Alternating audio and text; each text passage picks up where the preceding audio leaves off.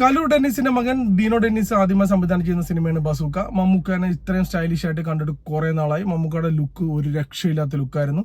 കാരണം മമ്മൂക്ക മുടി വളർത്തിയും മുടി വെട്ടിയും താടി വെട്ടിയും താടി അടിക്കാതെയും സൂട്ടിട്ടും നോർമൽ ജീൻസും ടീഷർട്ടൊക്കെ ഇട്ടും അല്ലാത്ത കുറച്ച് പരിപാടികളൊക്കെ ആയിട്ട് മമ്മൂക്കനെ ഭയങ്കര സ്റ്റൈലിഷ് ആയിട്ടാണ് കാണിച്ചിരിക്കുന്നത്. സ്റ്റൈലിഷ് ബസ്സും സ്റ്റൈലിഷ് മമ്മൂക്ക ഇത് രണ്ടുമാണ് എനിക്ക് സിനിമയിൽ ഏറ്റവും ഇഷ്ടപ്പെട്ടത്.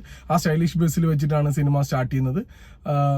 അവിടെ ആ ബസ്സിലേക്കുള്ള മമ്മൂക്കയുടെ എൻട്രി, അതിനുശേഷം ബസ്സിൽ നടക്കുന്ന കുറച്ച് കാര്യങ്ങൾ, പാരലായിട്ട് നടക്കുന്ന ക്രൈം, അതിന്റെ അന്വേഷണം കാര്യങ്ങളൊക്കെ ആയിട്ടാണ് സിനിമ മുമ്പോട്ട് പോകുന്നത്. ഈ ബസ്സിൽ നടക്കുന്ന കാര്യങ്ങളിലുള്ള പല കാര്യങ്ങളും ഭയങ്കര ക്രിഞ്ചടിപ്പിച്ച സീനുകളായിരുന്നു. ജോമൻ ജ്യോതിർ സൈഡിൽ വന്നിരുന്നിട്ടുള്ള കുറെ കോമഡി അടിക്കലും കാര്യങ്ങളൊക്കെ ഭയങ്കര മോശമായിട്ട് തോന്നി.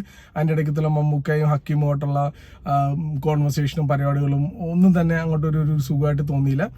അപ്പോൾ അങ്ങനെ നമ്മുടെ മനസ്സിൽ തോന്നുന്ന സമയത്ത് തന്നെ എന്തെങ്കിലും ഒരു സ്റ്റൈലിഷ് പരിപാടികളായിട്ട് സംവിധാനം വരും. ഒരു സ്റ്റണ്ടോ പരിപാടികളോ കാര്യങ്ങളോ എന്തെങ്കിലുമൊക്കെ കാണിച്ച് അത്യാവശ്യം ഇങ്ങനെ എൻഗേജിങ് പരിപാടികളൊക്കെ ആയിട്ട് മുമ്പോട്ട് പോയി.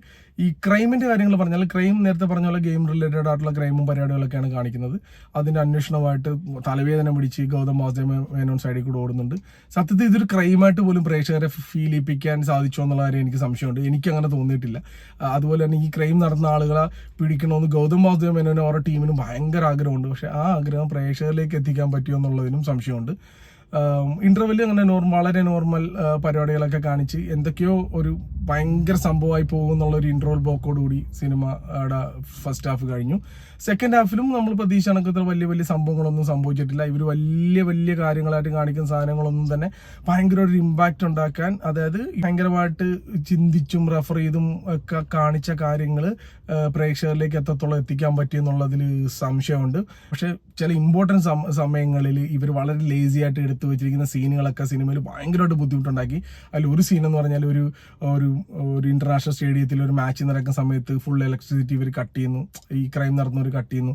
ആ സമയത്ത് അവിടുത്തെ രണ്ട് കമന്റേറ്റർമാരുടെയൊക്കെ അഭിനയം പരിപാടികളൊക്കെ കാണുമ്പോഴത്തേക്കും ഈ സിനിമയിൽ ഇത്തരം സീനുകളൊന്നും വളരെ മോശമായി പോയല്ലോ എന്നൊരു ഫീലിലേക്ക് നമ്മളെ കൊണ്ടുവരുന്നു. അതേപോലത്തെ കുറെ ശ്രദ്ധിക്കാത്ത കുറെ സീനുകളുണ്ട്. നേരത്തെ പറഞ്ഞ പോലെ തന്നെ കുറെ റെഫറൻസും പരിപാടികളൊക്കെ നടത്തി കുറെ ബ്രില്യൻ്റ് ആയിട്ട് ചെയ്ത സീനുകളും കാര്യങ്ങളൊക്കെ ഉണ്ട്. മൊത്തത്തിൽ സിനിമയെക്കുറിച്ച് പറയാനാണെങ്കിൽ എനിക്ക് പേഴ്സണലി ഒരു നോർമൽ സിനിമ, ഒരു ആവറേജ് സിനിമ എന്ന മേളിലേക്ക് അഭിപ്രായമില്ല. പിന്നെ മമ്മൂക്കയുടെ സ്റ്റൈലിഷ് പരിപാടികൾ കാണാനായിട്ട് ധൈര്യമായിട്ട് ടിക്കറ്റ് എടുക്കാം.